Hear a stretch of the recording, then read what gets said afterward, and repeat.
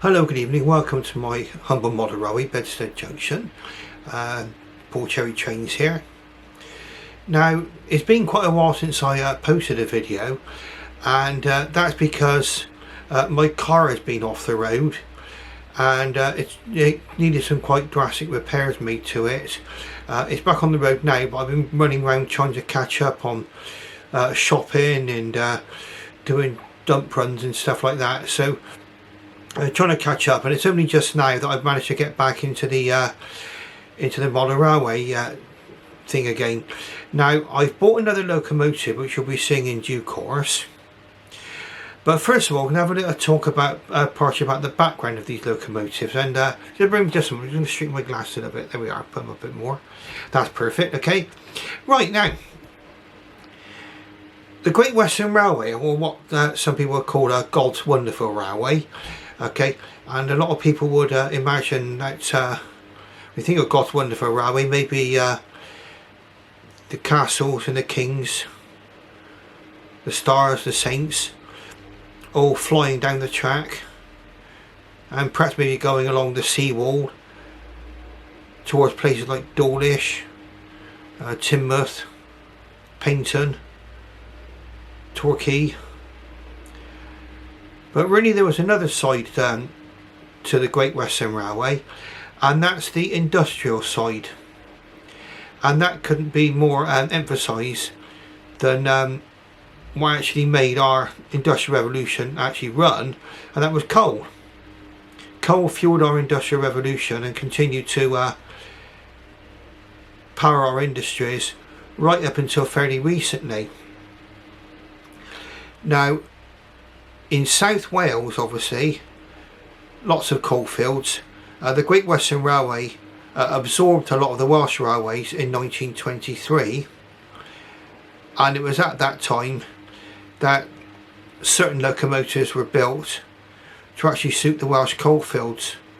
You can imagine the difference between, say for example, a king rushing down the seawall at Dawlish, say, and one of these locomotives toiling, carrying the coal from a coal mine maybe to the ships or to railheads.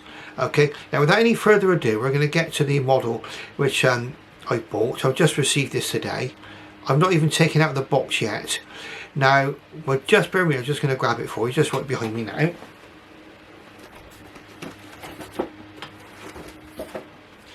And this is what I've been meaning to get for some considerable time, and a question of having the right opportunity. And it's a class 42XX R3124 BR280T class 42XX 4266. Now the writing is quite small on the end of the box. Not bit to see that. I don't know if I can get that in focus even for you. Quite close again. Okay, that's about as close as I can get with making it big enough to read. Okay. And it's a tank engine. Now what I'm going to do is, in just a moment, I'm going to be turning the camera around to face the track. I'll be back with you in just a few moments, and we'll get this one unboxed. Right, so what we're looking across now is the railing ramp ready to take the locomotive. I'll just have a look and see what we have. Okay, now this is not a Hornby Railroad model. Okay, there it is, you see it there. See, it's a 280 tank locomotive in BR Early Crest. That's the top of the box, given a view from above. And on the back is a picture of 4266 at Cardiff General Station.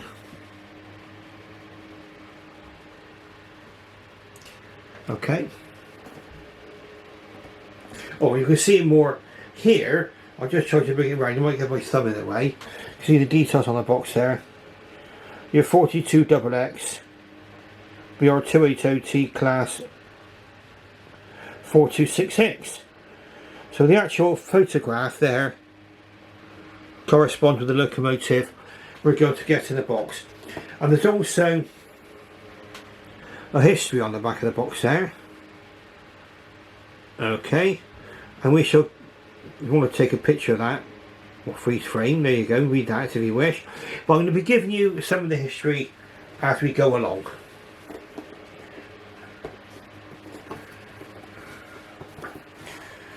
Now, this is the usual Hornby packaging. Here, the block of ice.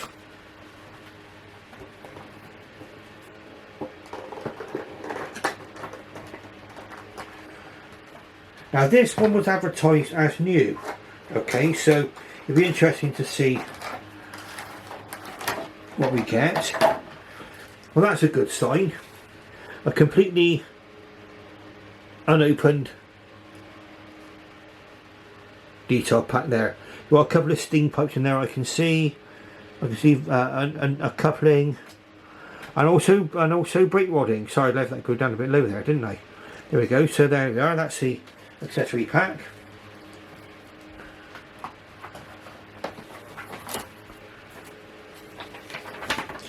Now it looks to me as if Hornby have done they've done a general kind of one, because this locomotive was developed into other classes, so it's got a very, very similar mechanism of the three different models which Hornby appear to have made here.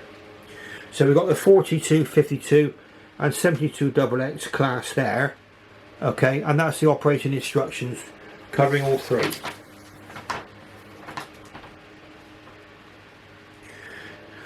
And it's the usual thing about the attachment of brake rods, where to oil it,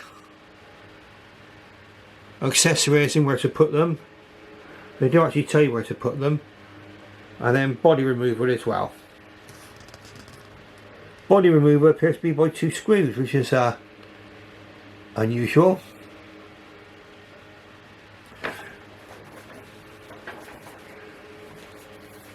Correct me if I'm wrong, but I don't think I've seen that before in a Hornby model. Now, so we've got to the contents of the box. I'm going to remove this locomotive from its block of ice packaging. And then we'll have a quick handout for you. Right, so no bits have appeared to have dropped off of this. Now, as far as I know, this model came under some criticism from different reviewers, and it's from a period, I think, which was called Design Clever.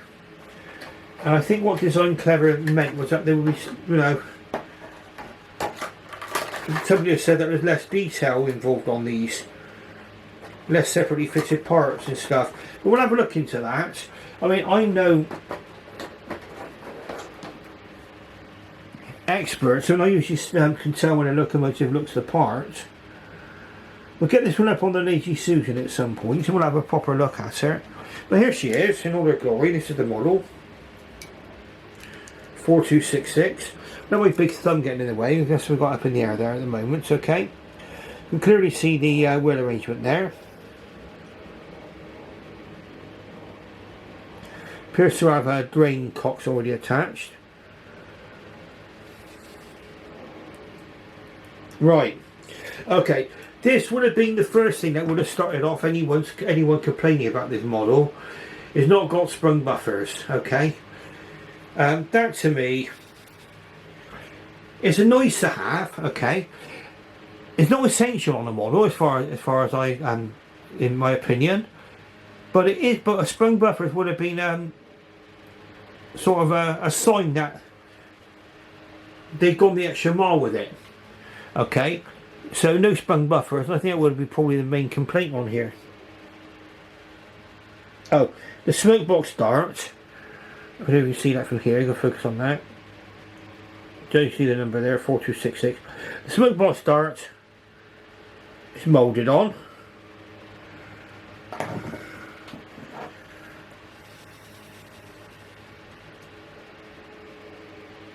Lamparts on the back, I don't know, it's hard to tell. They might be separately fitted.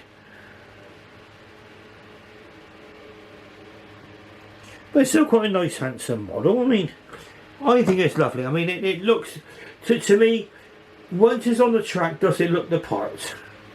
Okay, and that's the acid test for me. Like I say, we'll be having a closer look at this particular locomotive quite shortly. Now, the first question that we need to ask ourselves is, does it work? Okay, so first, let's begin then. The model appears to be all complete. The front coupling is not attached, all the steam pipes, vacuum pipes. So I'll attach those when I get a chance.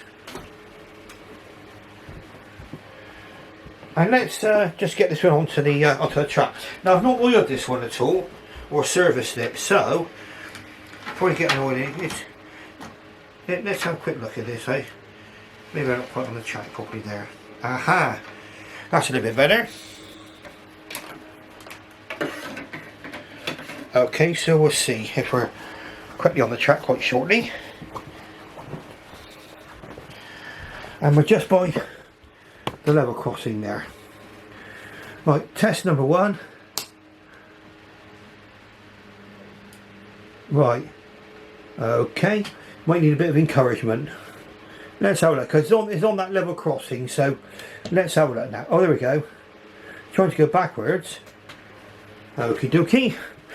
Let's have a quick look, see if it needs a bit of encouragement.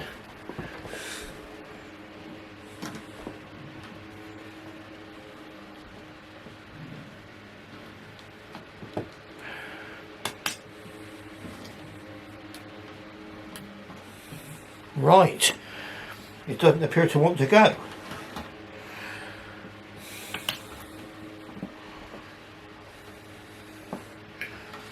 Okay, this needs a little bit of further investigation.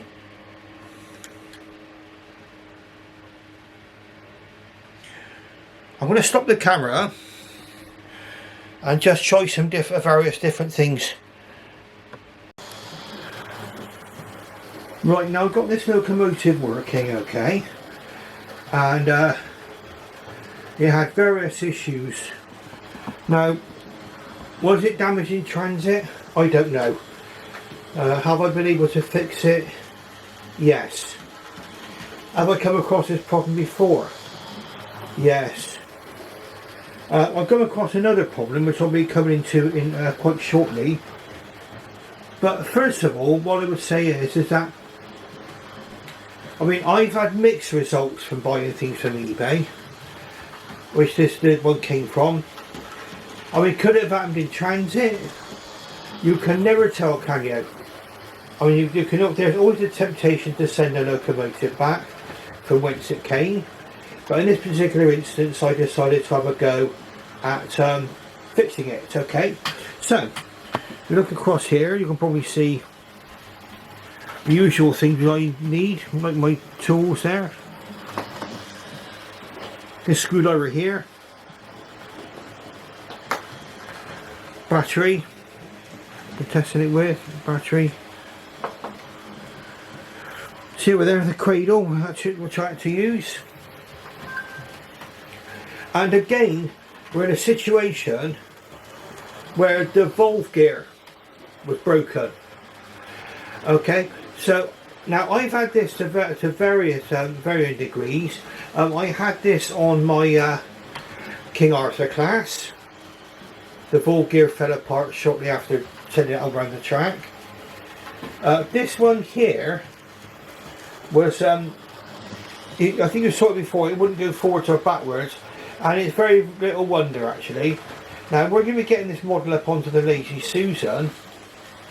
Now you can see that the railway's in a bit of a mess at the moment, but we shan't worry about that too much. Perhaps that could be a sign of my labours, and we'll have another running session perhaps at another time. As you can see, this model is now running perfectly well. Beautiful runner. Okay. What had gone wrong? Okay. Something had someone had pressed the slide bars that come out of the cylinders. They were bent inwards, and they were not even fixed properly into the cylinder block. Okay, so it meant that the valve gear was fouling up, so it was no wonder it didn't run. Okay, what I was able to do was my usual trick before, and some people have used various methods for doing this. I use the same method as I did on my King Arthur class. I put a little bit of super glue using a cocktail stick onto the offending slide bars, and then push them into their slots really hard, okay, until the glue's set. And now we've got a proper running locomotive. I had to bend some of the valve gear back into shape again, but it's back running again. Another thing which may indicate that there was an impact to this locomotive is that the rear coupling's broken. An M coupling. I'll work out how to get that put back together again. Okay, so we've got a couple of problems here. So I cannot do a proper running session.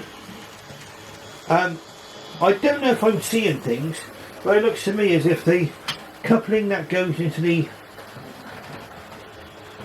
front of the locomotive is different to the one that goes into the back.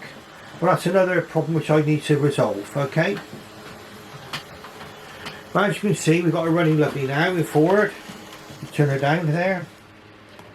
And she's running beautifully in reverse now too. Okay, so you don't expect your models to come as a construction kit, but this one did, unfortunately. Okay, it was advertised as brand new in the box, unopened. Well, maybe that's the case.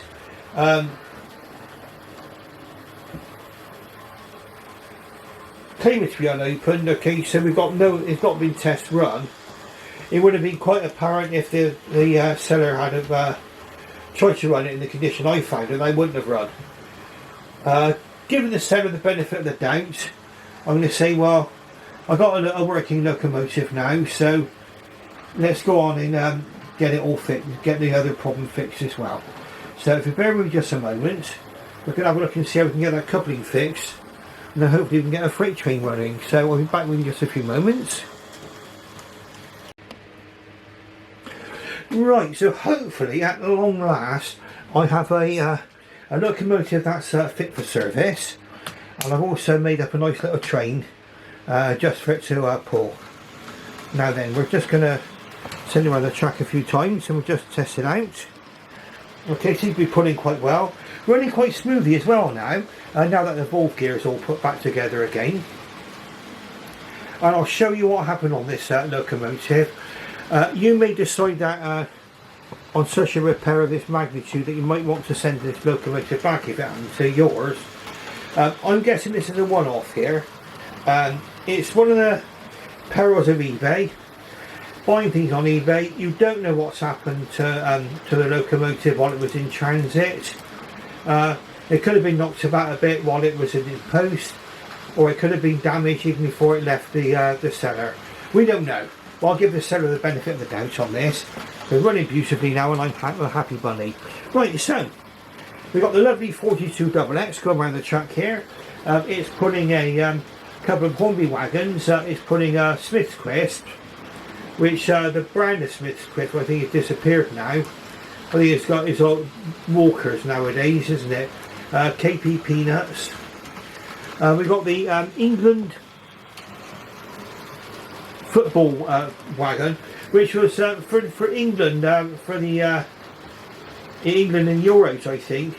Well, obviously now we've just had the England ladies got to the World Cup final. A fantastic achievement. Shame they couldn't win it, but still a fantastic achievement, and our ladies can be proud of what they've done for English football, especially for ladies football. Now, behind that is a Watney's beer wagon, and after all the trials and tribulations of this wagon, I feel like I need a beer. And then behind this is probably what the main purpose of the wagon was, of this locomotive was in the first place, was to pull coal. It's got a Lima NCB coal wagon, followed by a Bachmann brake van. Probably working its way through the valleys. So let's have a look then, let's have a read on the description of this particular locomotive. So the Class 42XX was a steam locomotive designed by George Jackson Churchward, CBE, Chief Mechanical Engineer of the Great Western Railway from 1902 to 1922. Yes, that's true. And due to the increase in mineral traffic in South Wales, there was a demand for powerful locomotives capable of handling the very heavy loads. Class 42XX was developed and built especially for moving this heavy freight on short haul trips between the coal mines and ports of South Wales. Now I should imagine that the ports in South Wales, probably we're looking at Cardiff and Barry were probably the two main coal ports, weren't they? If any other main coal ports, let me know. The locomotives weighed 82 tonnes 200 weight, and a fuel capacity of 4 tonnes, and a water capacity of 1,800 imperial gallons. Okay, very other technical details here. There was a 52 class, which came with bigger cylinders and outside steam pipes and extra tractive efforts.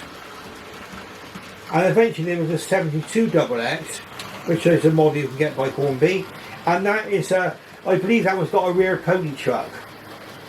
The 72XX. The locomotive we're looking at here, 4266, was outshot from Swindon Works on the 30th of November 1919, just after the First World War, and was withdrawn from shed 86A Newport Evo Junction on the 31st of August 1962. Finally being cut up on the 28th of February 1963 at British Railways Caffini Works. I do believe there are 4 of these in preservation, and there is an example of this under repair on the East Somerset Railway. In my video when I visited the East Somerset Railway, I mistook it for a prairie tank, not counting the wheels.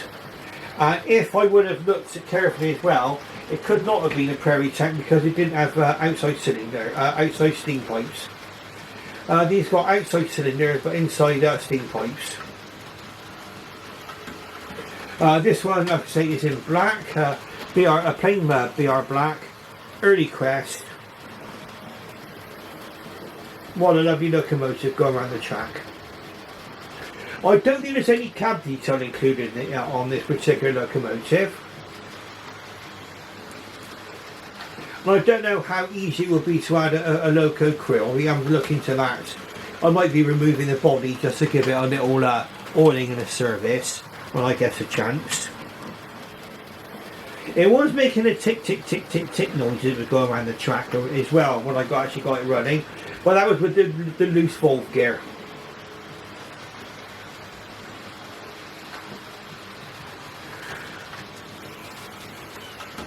Beautiful. Now what we're going to do is we're going to carry out one of the usual tests of this locomotive, and we're going to test it on points. So what we're going to do is we're going to switch over now to our difficult junction here. Let's have a just check where we're going. Now, sorry if there's some background noises. There's notifications coming on my phone, which I should have put onto silent.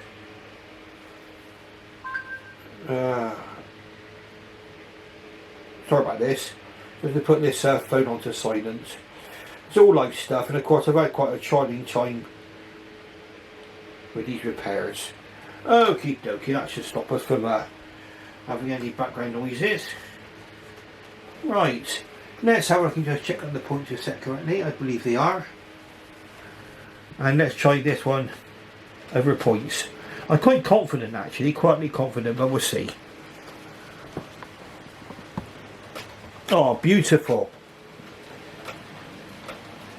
Now, what I would say in this model's defence, I mean, this one did come under a little bit of scrutiny, and because it didn't have sprung buffers, okay, and I say it does come from the era of design clever, which I think meant there was a slightly less detail on models, things like that, but it's still, in my opinion, a very good representation of what the 42XX should be. Like I say, I've seen one of these in real life on the East Somerset Railway.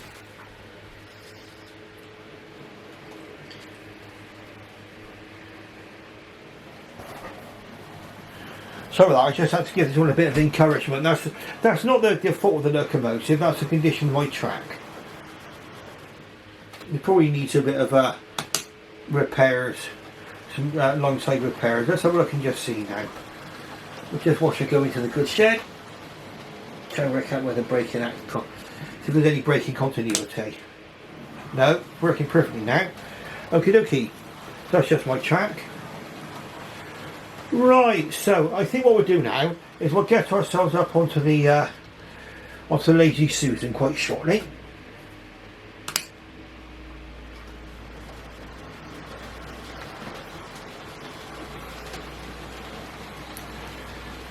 Now I may do this as a completely separate video actually. Completely separate video. Let's just have a look and just see where we are on the time with this. Oh, not too bad. So I don't want to make these videos too long, and if I can possibly avoid it.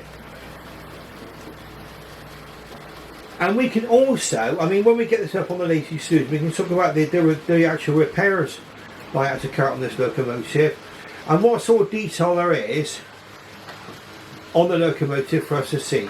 Got obviously it's an all black locomotive, so that is very often more difficult to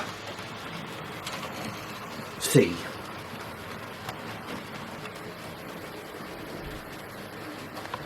I'll be back with you quite shortly.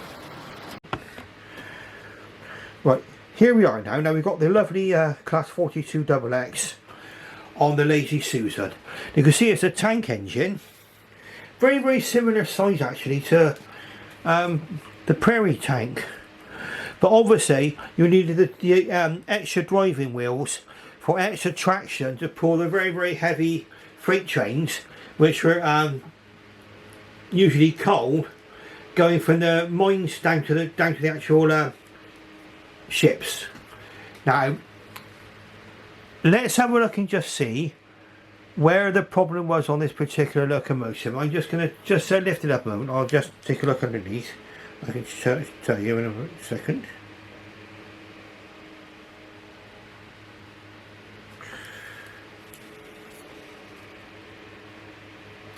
Right, it was on this side. Okay,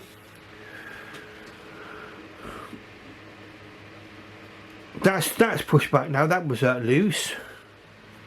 Just get a something to point with.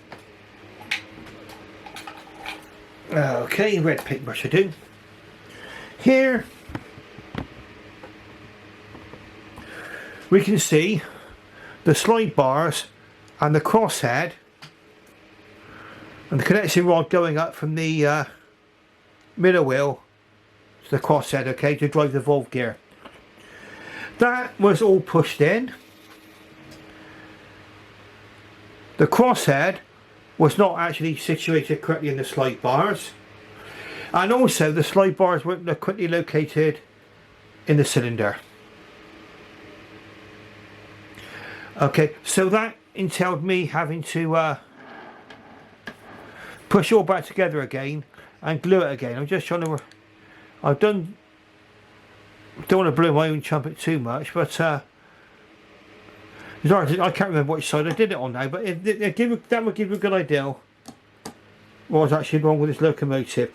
Okay, and when I tried to run this, it sort of made a clonk and went forward, tried to clonk and went backwards. So if you get a locomotive that does that, it just attempts to go, but then it sort of moves forward a bit and just stops, or backwards a bit and just stops. It's time to take a good look and just check what's wrong. Okay, so to recap, that was all bent in. Slide bars were loose, so they weren't properly located in the cylinder block there. Okay, and also the crosshead wasn't located correctly in the slide bars. Okay, now that's all back together again. The locomotive is running properly. What I did is I actually pulled the slide bars out a little bit, put some super glue on there, and then firmly push them back in again. Okay, and that super glue, famous last words, that super glue should mean that's stuck in there now permanently. Okay, some people argue to use other adhesives, but I found that my repair on a King Arthur class, which I did quite some time ago, is still holding together quite well as well. So I'll be sticking with the super glue method for now. Okay. Also, another problem I had with this locomotive was the NEM coupling was broke. See the NEM coupling there? That's one which I've had to get borrow from another locomotive. That NEM coupling was snapped off. Okay. So, all in all, a few repairs which I had to make before I could press this locomotive into service. So let's go over a few things, okay? So we got the BR early crest there, number 4266, and also the route. I think that's red, isn't it? Red route. So that's certainly would need some, you know, more substantially built rails to put that on, and infrastructure. Okay, so there's a weight restriction there. Let's move on to the front of the locomotive, and I'll explain to you where I think. Now we're going to get to the source. I'm not going to talk about the reviewer, okay, but the main moan about this one was that it's allegedly a design clever locomotive. And okay, here we go, the main problem for some people: no sprung buffers, solid as a rock. They're metal buffers, but they're not sprung. Also, the smoke box darts is moulded on, okay. Coming to the top, I mean, there's a, let's just get to the top of here. There's a nice little handrail here. This all moulded detail on here, these all these bits and pieces here. The whistles, I think they might be doing their metal or plastic, but they look okay to me. Handrails are separately fitted on the cab.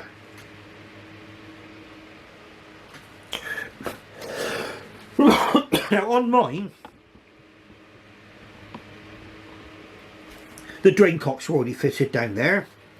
I think they were probably fitted on because there's no chance of them actually interfering with the front bogie. The wheels come well forward of those there, okay. You've got your lamp irons, just 1, 2, 3, and a lamp iron here.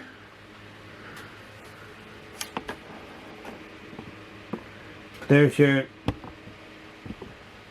shed coat down here, the number 4266. I'd say a lot of the detail on here is moulded. There's a handrail on the back here. I don't know if you can see that from here. I think that's moulded on.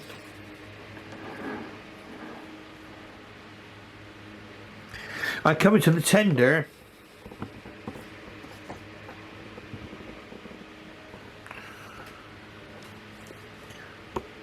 Coming to the tender, sorry, I might have made the light go out slightly there.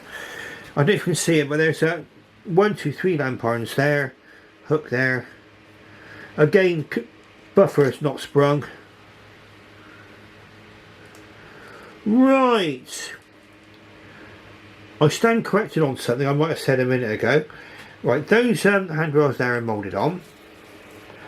Do I have a problem with moulded on detail? No.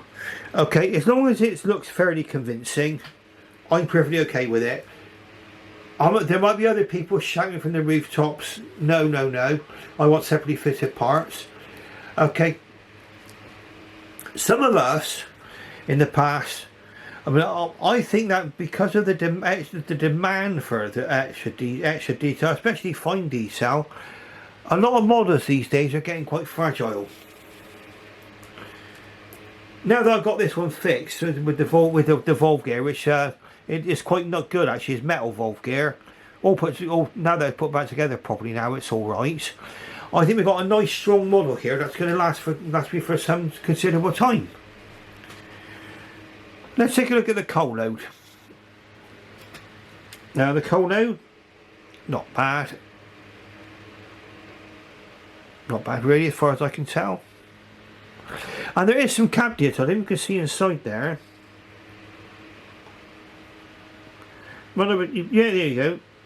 See it there? Shiny. There is cab detail painted out there. The gauges are picked out. I don't think they've got like needles on the dials or anything like that, but there are gauges in there. Yeah, it's got a detailed cab. Now you might ask how much I paid for this locomotive here. I paid £80 for this, okay, from eBay, including postage, and it was on offer, and that sort of finally convinced me to get this particular one here. Okay, would I recommend the model myself? The answer would be, bear in mind you've not got a separately fitted smoke box darts radio, and you've also got no sprung buffers. But I mean, if you're not worried about that, then fine. I would say this is a nice locomotive. You can get one in good condition. It's not had the valve gear crushed. Then maybe it's well worth getting one. Okay, now we can see here, look, really close up here now, what we had to do.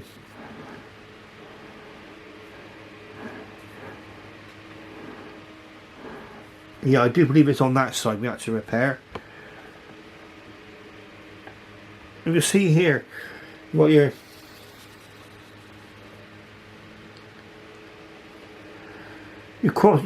slide bar, your crosshead, the connecting rod. I had to glue that back in there, but it's all done now. No problems. Okay, running well, perfect. Right, so what I'm going to do is I'm going to put this locomotive back onto the tracks now. We've had a nice close look at this particular one. A few things which some people might complain about, but it's quite authentic. You've got the safety valve cover is not brass, and there's no copper cap chimney. That is something which you would have found under BR. And in fact, very often as well, I think even with GWR, sometimes these details here were all black. I mean, that's absolutely fine. Okay, right. So I'll be back with you in just a moment.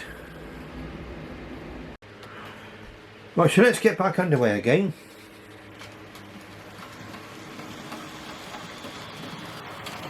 Lovely, running beautifully now. Going through the station over there. Right, now what we're going to do is we're going to wrap this video up quite shortly now. We'll have a nice little run with it just for a few moments. Now I'm going to make a separate video in a moment. I'm going to see if I might be able to do this maybe in parts to make it a little bit more digestible, perhaps, because this was not your conventional unboxing. I mean, as you can see from what's actually unfolded. Alright, so if you like what you see, please press that like button, give me a thumbs up. If you've not subscribed to my channel before, please subscribe. It does make a difference on my channel. I think I was on 377 subscribers, which is beyond my wildest dreams. I mean, I'm only running a little 6 foot by 4 foot layout here. I'm building quite a nice modern railway collection now, and I thank everybody, you know, especially for those of you who have watched my video to the end. And on that note now, I mean, I'm at 20 to 11 now, nearly quarter to 11, so it's going to be quite late before I actually release this video. So what I'll do for now, I should bid you farewell and good night, and I'll see you soon.